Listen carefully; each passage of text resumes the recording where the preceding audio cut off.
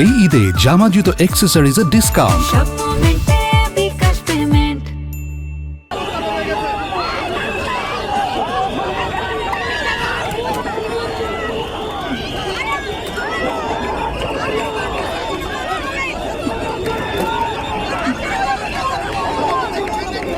এই যে পুলিশ এবং আন্দোলনকারীদের মধ্যে যে সংঘর্ষ, সেই সংঘর্ষে একজন কিন্তু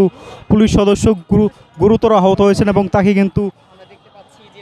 ধরে পুলিশের অন্য সদস্যরা তারা কিন্তু একটি নিরাপদ আশ্রয় তাকে কিন্তু নিয়ে যাওয়ার চেষ্টা করছেন এবং এই পুলিশ সদস্য কিন্তু বর্তমানে প্রায় অচেতন অবস্থায় রয়েছেন এবং তাকে ধরে কিন্তু পুলিশ হেডকোয়ার্টার্সের দিকে নিয়ে যাওয়া হচ্ছে এবং একটি নিরাপদ আশ্রয় তাকে কিন্তু নিয়ে যাওয়ার চেষ্টা চলছে।